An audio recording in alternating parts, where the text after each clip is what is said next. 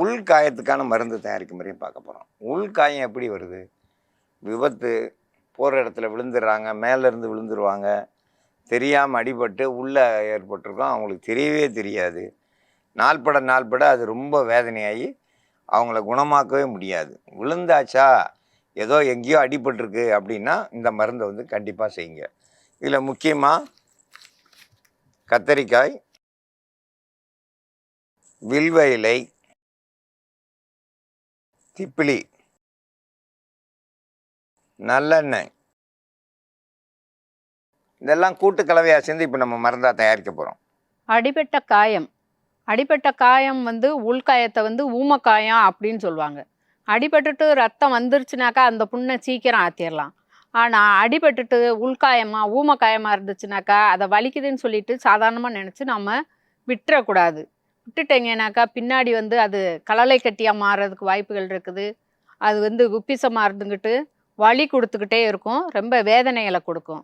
அதனால் அடிபட்ட உடனே வலி இருந்துக்கிட்டு இருக்கு, மாதக்கணக்கில் வலி இருந்துக்கிட்டு இருக்கு அப்படின்னாலும் இந்த மருந்து நீங்கள் எடுத்துக்கிட்டீங்கன்னாக்கா உங்களுக்கு அந்த அடிபட்ட காயம் வந்து வலி சரியாயிரும். அதே நேரத்தில் அந்த இடத்துல கட்டி மாதிரியோ அல்லது ரத்த கட்டியோ அழுத்தமாக இருந்து வேதனை கொடுத்துக்கிட்டு இருக்குதுனாக்கா அதெல்லாம் வந்து ரத்த கட்டாக இருக்கிறது வந்து களைஞ்சிரும்.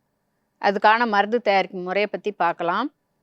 திப்பிலி, ஒரு கத்தரி பிஞ்சு, வில்வ இலை, 3 நல்லா அரைச்சி எடுத்து இந்த அளவுக்கு எடுத்துக்கிட்டால் போதுமானது. நல்லா வடிகட்டிடணும். திப்பி இல்லாமல் நல்லா துணியில் வச்சு வடிகட்டிட்டிங்கனாக்கா சாராக மட்டும் எடுத்துக்கிட்டால் போதுமானது.